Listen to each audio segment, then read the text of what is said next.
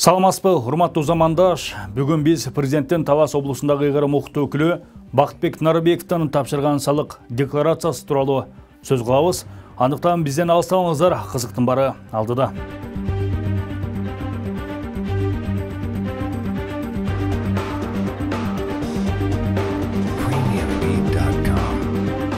Бактыбек Нарбеков өкмөттүн Талас облусундагы ыйгарым укуктуу өкүлү болуп 2021 жылдын 9 мартында дайындалган.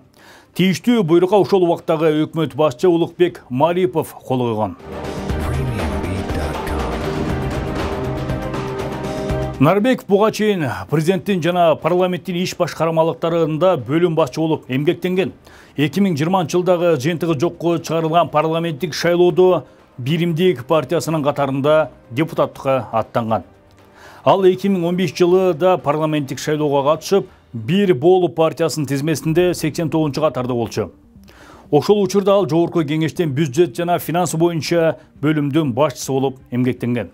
2021 жылдын 22 июлунда Садыр Жапаров Нарбековду Талас облусундагы ыйгарым укуктуу өкүлү кылып кайрадан дайындаган.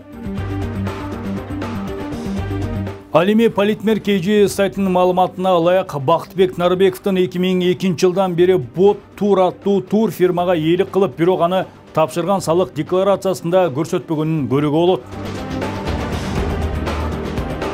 Политмер декларатор KG сайтында Нарбековдун 2015, 2016, 2020 жылкы декларациясы гана көрсөтүлгөн.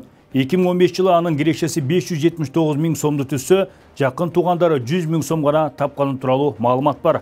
Ага ылайык экөөндө тең турак жайы да унаада жок. 2016 жылы Нарбековдун кирешесинде олуттуу өзгөрүү болгон эмес, таарагы 557 000 сом тапкан. Декларацияда 2004 жылы чыккан Toyota Camry үлгүсүндөгү унааны көрсөткөн.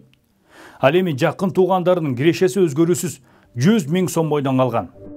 Нарбековдун башка мүлкү, анын ичинде бизнестеги үлүштөрү тууралуу маалымат жок. Бирок мамлекеттик кызмат жөнүндө мыйзамга ылайык мамлекеттик кызматты аркылап салык төлөөчүлөрдүн эсебинен айлык алып аткан учурда атка минерлерге коммерциялык ишмердүүлүк менен алектенүүгө тыюу салынат.